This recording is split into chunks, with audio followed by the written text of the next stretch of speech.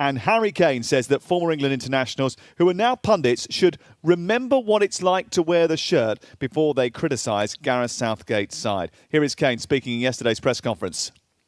What maybe ex-players or ex-players who are pundits now have got to realise is that it's very hard not to listen to it now, especially for some players who are not used to it or some players who are new to the environment. So, yeah, I always feel like they have a responsibility. I know they've got to be honest and give their opinion, but also they have a responsibility of being an ex-player, an ex-England player that a lot of players looked up to, that, you know, people do care about what they say and people do listen to them. So, like I touched on, everyone's got their opinion, but the bottom line is, we haven't won nothing as a nation for a long, long time, and you know a lot of these players were part of that as well, and they know how tough it is. So it's not digging anyone out, but it's just the reality that you know they do know that it's tough to play in these major tournaments and tough to play for England. But yeah, look, I'd never disrespect any ex-player. All I'd say is just remember what it was like to wear the shirt, and that their words are listened to, and you know. Some of the lads, or I don't know how many of the lads, but you do hear it, and we all want to win a major tournament. I'm sure they want us to win a major tournament, and being as helpful as they can and building the lads up with confidence would be a much better way of going about it. I don't think he heard it. No? I don't think he heard it. I don't think he listened to that podcast. I don't think if he had listened to the whole of that podcast, he would have said that. Because I think that if you listen to all of the audio, it's half an hour long, right? And it's the first line is the swearing comment, right? What does he say? You got the dump button. But after that, he then goes on, Gary, to talk about how Harry Kane could perform and how you can fix the situation. And he's really constructive. He's really respectful. He's massively supportive of Gareth Southgate, and he's massively supportive of Harry Kane. He says quite honestly and openly it's his job to critique and to criticise, but he's been constructive in everything that he said about England after that. The first bit, which is the bit that's taken as the headline, I'm sure sort of causes a bit of concern when you first see it. But if you actually listen to what he said, there is nothing to get upset about in that. But that's the thing, it's clicks and likes, and I said it to you before the show started, is that they'll take the worst part of the interview and then blow it up to the point where if you read it, you go, what is going on there? The outrage, but you're right, people don't want to sit and listen to the whole 30 minutes.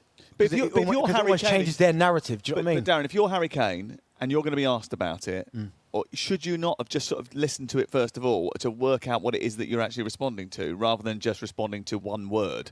I mean, because we all probably watched that second game against Denmark and probably all said the same thing. It wasn't like Lineker was saying anything that it was bad.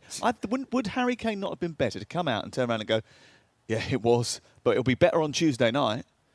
Because we all want it to be better. Let's be honest. We all want it to be better. We all want it to be an uplifting experience watching England, don't we? We do, but when Gary Lineker spoke after the Denmark game, I thought he was really constructive. I don't think anything he said was rude or... Some people will say stuff just to get the headlines, like they'll say something really out there. But I think Gary Lineker was quite constructive when he spoke about the way Kane played, how we expect more. I remember Kane's got to realise as well, he's set his standards so high in terms of what he's done throughout his career, the goals that he scored, the big moments. I mean, he's been the individual accolades that he's won.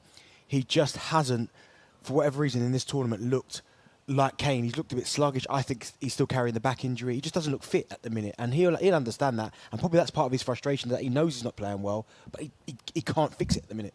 Let's speak to Jordan's a Chelsea fan. Hello. Good morning, guys. You all right? What do you want to say about this? Yeah, I think everything you said is correct. I think Gary Lineker is an England legend. He's one of the all-time greats, and from what he's seeing is constructive criticism. I think not even all, some of them. I think all these England players are too sensitive. I think they take one little line and then they make it seem like the whole world's against them. No, from what Gary Lineker's seeing is just simply not good enough from Harry Kane. Harry Kane's the England captain, lead by example, the leader, the guy people look to. He's coming out and basically talking like a baby. And he's just being very sensitive about everything. I mean, let's just face the facts. Yeah, England have got the 4 points. We've done what we need to do. Yeah, we're basically through, I guess. But it's just not convincing at all. The England squad is not balanced. It's not right. We've got a right-footed player playing left-back. We've got a left-footed player playing left wing who doesn't want to play left wing. His strengths are not playing on the left wing. Bellingham looks slow. Declan Rice basically needs someone to hold his hand to play right beside him in midfield. It just looks poor. You've got young players on the bench who want to play for England. Kobe Mainoo, Adam Wharton, guys who can play in these positions. It needs to be balanced. It's not balanced. Gary Lineker and so many other pundits, like Trent playing in midfield, for example. Everything that these pundits and everything that these former players are saying is true. It's true. It's not. Jordan, it's really interesting that you should say that. Yeah, it's true. I listened to Gary's analysis of Harry Kane's performance, and I actually thought, and Gary says at the end of the first section of that podcast, let's hope they're listening to this. Because I think we won't underestimate. I mean, I know he's a television presenter and he's been a television presenter for 20 years, and some people might have forgotten that he used to play football. But actually, his advice to Harry Kane might be quite useful. Would you take that on board if you were an England striker and Gary Lineker is telling you how you can just slightly improve and change things? And it wasn't dramatic. It was just a slightly different positioning, a slightly different way of approaching it. If you listen, he said, I think it's play higher up the field, keep away from your own goal, so that when you're leading from the front, you can press with just the odd little sprint here and there. You don't need to be full on press all the time. And just the little nuances of being a striker. Would you take that on board? Could you not listen to that and use that as a way to sort of? I'm not saying that Kane doesn't know what he's doing. He's top scorer in every single league he's ever played in. But sometimes you do just need a little bit of a tune-up. You need like a little bit of a reset.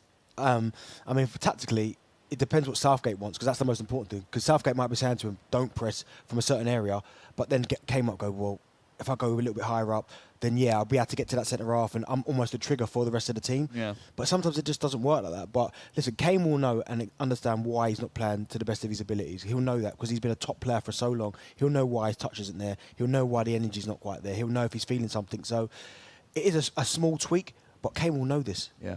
Look, I will say this, though. You know, one of the great things that Gareth Southgate has done over the course of the last 8 years is the way that he opened up the England team, got the media back on side, got the fans back on side. Everyone came together in support of them. And I just feel like the last couple of weeks... Starting to divide again. Just don't do that, guys. Don't do that. Don't go back into your shell.